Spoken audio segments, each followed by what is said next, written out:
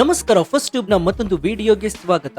ರಾಜಕೀಯ ಚದುರಂಗದಾಟದಲ್ಲಿ ಕೆಲವೊಮ್ಮೆ ಎದುರಾಳಿಯನ್ನ ಸೋಲಿಸಲು ಹೂಡಿದ ತಂತ್ರವೇ ತಮಗೆ ಮುಳುವಾಗುವ ಸಂದರ್ಭಗಳನ್ನು ನಾವು ನೋಡಿದ್ದೇವೆ. ಆದ್ರೆ ಕಳೆದ ವಾರ ಸಂಸತ್ನಲ್ಲಿ ನಡೆದ ಘಟನೆ ಭಾರತದ ಇತಿಹಾಸದಲ್ಲಿಯೇ ಒಂದು ವಿಚಿತ್ರ ಮತ್ತು ಗಂಭೀರವಾದ ತಿರುವನ್ನ ಪಡೆದುಕೊಂಡಿದೆ. ರಾಹುಲ್ ಗಾಂಧಿ ಅವರು ಪ್ರಧಾನಿ ನರೇಂದ್ರ ಮೋದಿ ಅವರನ್ನ ಒಂದು ಮೂಲೆಯಲ್ಲಿ ಸಿಲುಕಿಸಲು ಅವರನ್ನ ಚೆಕ್ಮೇಟ್ ಮಾಡಲು ಒಂದು ದೊಡ್ಡ ಪ್ಲಾನ್ ಅನ್ನ ಮಾಡಿದ್ರು. ಅವರ ಕೈಯಲ್ಲಿ ಈ ಬಾರಿ ಸಂವಿಧಾನದ ಪುಸ್ತಕದ ಬದಲು ಒಂದು ಬೇರೆ ಪುಸ್ತಕವಿತ್ತು. ಅವರಿಗೆ ಅನಿಸ್ತು ಈ ಪುಸ್ತಕವೇ ಪ್ರಧಾನಿ ನರೇಂದ್ರ ಮೋದಿ ಅವರ ವಿರುದ್ಧದ ಅಂತಿಮ ಅಸ್ತ್ರ ಅಂತ. ಆದ್ರೆ ಕಥೆ ಇಲ್ಲಿಗೆ ಮುಗಿಯುವುದಿಲ್ಲ. ಮೋದಿ ಅವರು ಮತ್ತು ಬಿಜೆಪಿ ಸರ್ಕಾರ ಆ ಆಟದ ನಿಯಮವನ್ನೇ ಬದಲಾಯಿಸಿಬಿಟ್ಟಿದ್ದಾರೆ.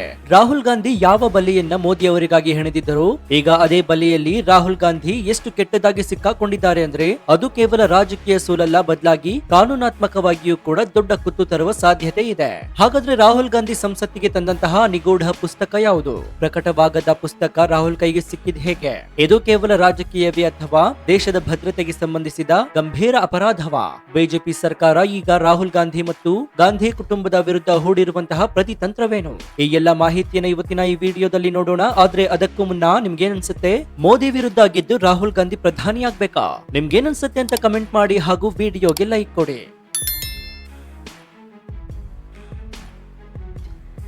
ಸ್ನೇಹಿತರೆ, ಸಂಸತ್ತಿನ ಅಧಿವೇಶನದ ಪ್ರಾರಂಭವಾದಾಗ ರಾಷ್ಟ್ರಪತಿಗಳ ಭಾಷಣದ ಮೇಲೆ ವಂದನಾ ನಿರ್ಣಯದ ಚರ್ಚೆ ನಡೀತಾ ಇತ್ತು. ಇದು ಒಂದು ಸಾಮಾನ್ಯ ಪ್ರಕ್ರಿಯೆ. ಆದ್ರೆ ರಾಹುಲ್ ಗಾಂಧಿ ಇದ್ದಕ್ಕಿದ್ದಂತೆ ಸ್ಕ್ರಿಪ್ಟ್ ಅನ್ನೇ ಬದಲಾಯಿಸ್ಬಿಡ್ತಾರೆ. ಅವರು ಒಂದು ಪುಸ್ತಕವನ್ನು ಪ್ರದರ್ಶನ ಮಾಡ್ತಾರೆ.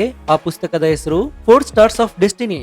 ಇದನ್ನ ಬರೆದವರು ಭಾರತದ ಮಾಜಿ ಭೂಸೇನಾ ಮುಖ್ಯಸ್ಥರಾಗಿರುವಂತಹ ಜನರಲ್ ಎಂ ನರವಣೆ ಅವರು. ರಾಹುಲ್ ಗಾಂಧಿ ಅವರ ಉದ್ದೇಶ ಸ್ಪಷ್ಟವಾಗಿತ್ತು. ಈ ಪುಸ್ತಕದಲ್ಲಿ ಗಲ್ವಾನ್ ಸಂಘರ್ಷದ ಬಗ್ಗೆ ಮತ್ತು ಅಗ್ನಿಪಥ್ ಯೋಜನೆಯ ಬಗ್ಗೆ ಉಲ್ಲೇಖಗಳಿವೆ. ರಾಹುಲ್ ಗಾಂಧಿ ಅವರ ವಾದವೇನೆಂದ್ರೆ, ನೋಡಿ, ಸ್ವತಃ ಆರ್ಮಿ ಜನರಲ್ ಅವರೇ ಬರೆದಿದ್ದಾರೆ. ಗಲ್ವಾನ್ ಸಂಘರ್ಷದ ಸಮಯದಲ್ಲಿ ಮೋದಿ ಅವರಿಗೆ ಏನ್ ಮಾಡ್ಬೇಕೆಂದು ತಿಳಿದಿರ್ಲಿಲ್ಲ. ಅವರು ಸೇನೆಗೆ ನೀವೇ ನೋಡ್ಕೊಳ್ಳಿ ಅಂತ ಹೇಳ್ಬಿಟ್ಟಿದ್ರು ಅಂತ ಬಿಂಬಿಸಿದ್ರು. ಮೋದಿ ಅವರನ್ನ ಒಬ್ಬ ಸ್ಟ್ರಾಂಗ್ ಮ್ಯಾನ್ ಅಥವಾ ಬಲಿಷ್ಠ ನಾಯಕ ಅಂತ ಜಗತ್ತು ಕರೀತಾ ಇದೆ. ಆ ಇಮೇಜ್ ಅನ್ನ ಒಡೆಯಲು ರಾಹುಲ್ ಗಾಂಧಿ ಈ ಪುಸ್ತಕವನ್ನು ಬಳಸ್ಕೊಳ್ತಾರೆ. ಮೋದಿ ನಿರ್ಧಾರ ತೆಗೆದುಕೊಳ್ಳಲು ಹೆದರ್ತಾ ಇದ್ದಾರೆ, ಅವರು ಎಲ್ಲವನ್ನ ಸೇನೆಯ ತಲೆಗೆ ಕಟ್ತಾ ಇದ್ದಾರೆ ಅಂತ ಹೇಳುವುದು ಅವರ ತಂತ್ರವಾಗಿತ್ತು. ಆದ್ರೆ ವಾಸ್ತವವೇನು? ಪ್ರಧಾನಿ ನರೇಂದ್ರ ಮೋದಿ ಅವರು ಯಾವಾಗ್ಲೂ ಕೂಡ ಹೇಳುವುದು ಅದನ್ನೇ. ನನ್ನ ಸೇನೆಗೆ ನಾನು ಸಂಪೂರ್ಣ ಸ್ವಾತಂತ್ರ್ಯವನ್ನ ನೀಡಿದ್ದೀನಿ. ಗಡಿಯಲ್ಲಿ ಶತ್ರುವನ್ನ ಹೇಗೆ ಎದುರಿಸಬೇಕು ಅಂತ ದೆಹಲಿಯಲ್ಲಿ ಕುಳಿತು ನಿರ್ಧರಿಸೋದಕ್ಕಾಗೋದಿಲ್ಲ. ಅಲ್ಲಿರುವ ಕಮಾಂಡರ್ ಗಳು ನಿರ್ಧಾರ ಮಾಡಬೇಕು. ಪುಸ್ತಕದಲ್ಲಿ ನರವಣೆಯವರು ಬರೆದಿರುವುದು ಇದನ್ನೇ. ಆದ್ರೆ ರಾಹುಲ್ ಗಾಂಧಿ ಇದನ್ನ ತಿರುಚಿ ಮೋದಿ ಅವರ ದೌರ್ಬಲ್ಯ ಅಂತ ಬಿಂಬಿಸಲು ಪ್ರಯತ್ನಿಸ್ತಾ ಇದ್ದಾರೆ. ಆದ್ರೆ ಇಲ್ಲಿ ಅಸಲಿ ಸಮಸ್ಯೆ ಇರುವುದು ರಾಹುಲ್ ಗಾಂಧಿ ಮಾತಿನಲ್ಲ, ಸಮಸ್ಯೆ ಇರೋದು ಅವರ ಕೈಲಿದ್ದಂತಹ ಈ ಪುಸ್ತಕದಲ್ಲೇ. ರಾಹುಲ್ ಗಾಂಧಿ ಯಾವಾಗ ಈ ಪುಸ್ತಕವನ್ನ ಸಂಸತ್ನಲ್ಲಿ ಪ್ರದರ್ಶನ ಮಾಡಿದ್ರು, ಆಗ ಕೇಂದ್ರ ರಕ್ಷಣಾ ಸಚಿವ ರಾಜನಾಥ್ ಸಿಂಗ್ ಅವರು ಎದ್ದು ನಿಂತು ಒಂದು ಸ್ಫೋಟಕ ಸತ್ಯವನ್ನ ಬಾಯಿಬಿಡ್ತಾರೆ. ಅದೇನಂದ್ರೆ, ಆ ಪುಸ್ತಕ ಇನ್ನೂ ಅಧಿಕೃತವಾಗಿ ಬಿಡುಗಡೆಯೇ ಆಗಿಲ್ಲ. ಹೌದು ಸ್ನೇಹಿತರೆ, ನೀವು ಕೇಳ್ತಾ ಇರೋದು ಸತ್ಯ. ಜನರಲ್ ನರವಣೆ ಅವರು ಬರೆದಂತಹ ಈ ಪುಸ್ತಕದ ಹಸ್ತಪ್ರತಿ ಇನ್ನೂ ಕೂಡ ರಕ್ಷಣಾ ಸಚಿವಾಲಯದ ಪರಿಶೀಲನೆಯಲ್ಲಿದೆ. ಯಾವುದೇ ಸೇನಾ ಮುಖ್ಯಸ್ಥರು ಪುಸ್ತಕ ಬರೆಯುವಾಗ ಅದರಲ್ಲಿ ದೇಶದ ರಕ್ಷಣೆ ಸಂಬಂಧಿಸಿದ ಸೂಕ್ಷ್ಮ ವಿಚಾರಗಳಿದ್ರೆ ಅದನ್ನ ರಕ್ಷಣಾ ಸಚಿವಾಲಯ ಪರಿಶೀಲಿಸಿ ಅನುಮತಿ ನೀಡಿದ ನಂತರವಷ್ಟೇ ಪ್ರಕಟ ಮಾಡಬೇಕು.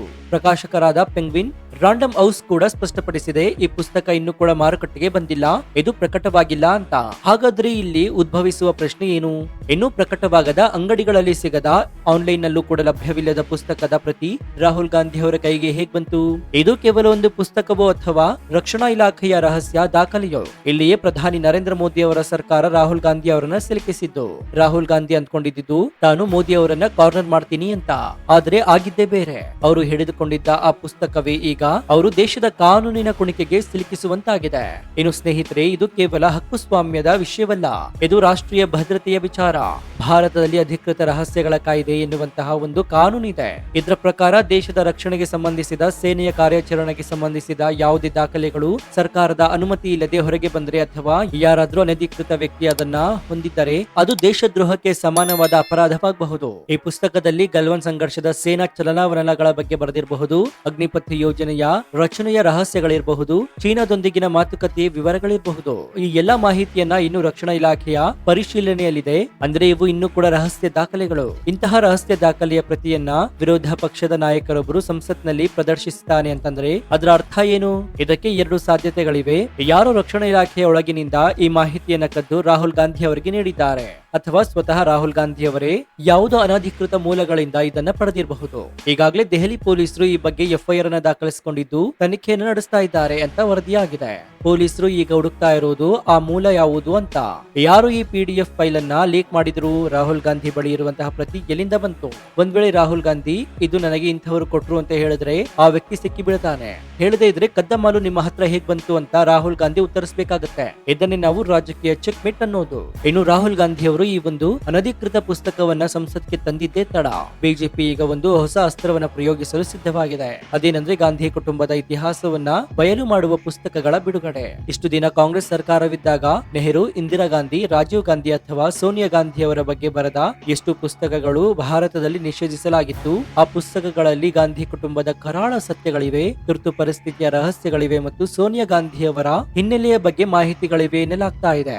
ಈಗ ಬಿಜೆಪಿ ಬೆಂಬಲಿಗರು ಮತ್ತು ಸರ್ಕಾರಿ ವಲಯಗಳಲ್ಲಿ ಕೇಳಿ ಬರ್ತಾ ಇರುವ ಮಾತಿನಂದ್ರೆ ರಾಹುಲ್ ಗಾಂಧಿ ಯಾವಾಗ ಒಂದು ಅನುಮತಿ ಇಲ್ಲದ ಸೇನಾ ಪುಸ್ತಕವನ್ನ ಸಂಸತ್ನಲ್ಲಿ ಓದಿದರೋ, ನಾವೇಕೆ ಈ ಹಿಂದೆ ಅನ್ಯಾಯವಾಗಿ ಬ್ಯಾನ್ ಮಾಡಲಾದ ಸತ್ಯ ಹೇಳುವ ಪುಸ್ತಕಗಳನ್ನ ಜನರಿಗೆ ತಲುಪಿಸಬಾರದು. ಈಗಾಗಲೇ ಆನ್ಲೈನ್ ನಲ್ಲಿ ಒಂದು ಪೋರ್ಟಲ್ ಅಥವಾ ಲೈಬ್ರರಿಯನ್ನ ತೆರೆಯುವ ಚರ್ಚೆ ಕೂಡ ನಡೀತಾ ಇದೆ.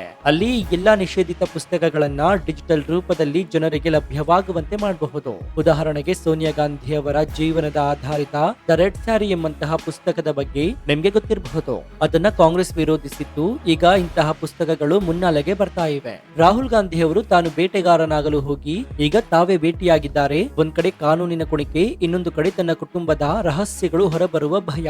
ಸ್ನೇಹಿತರೆ, ಕೊನೆಯದಾಗಿ ಹೇಳೋದೇನೆಂದ್ರೆ ರಾಜಕೀಯದಲ್ಲಿ ಆಕ್ರಮಣಶೀಲತೆ ಬೇಕು, ಆದ್ರೆ ಅದು ಮೂರ್ಖತನವಾಗಿರಬಾರದು.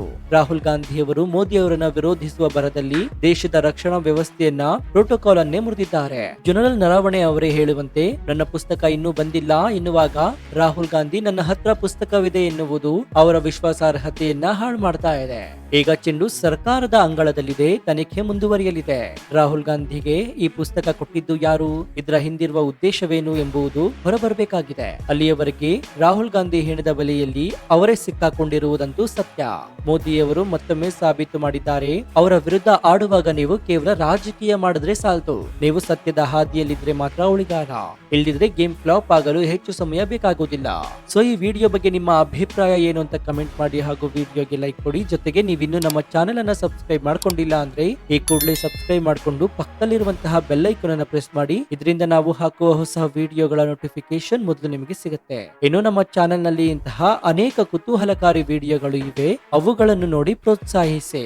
ಸೊ ನಮ್ಮ ಚಾನೆಲ್ ನಲ್ಲಿ ನೀವು ಜಾಹೀರಾತನ್ನ ಕೊಡಬೇಕು ಅಂತ ಅನ್ಕೊಂಡಿದ್ರೆ ಈ ಕೆಳಗೆ ಬರ್ತಾ ಇರುವಂತಹ ಮೇಲ್ ಐಡಿಯನ್ನ ಕಾಂಟ್ಯಾಕ್ಟ್ ಮಾಡಿ. ಸೊ ಇದಾಗಿತ್ತು ಈ ಕ್ಷಣದ ವಿಶೇಷ. ನೋಡ್ತಾ ಇರಿ ಫಸ್ಟ್ ಟ್ಯೂಬ್ ಕನ್ನಡ. ಧನ್ಯವಾದ.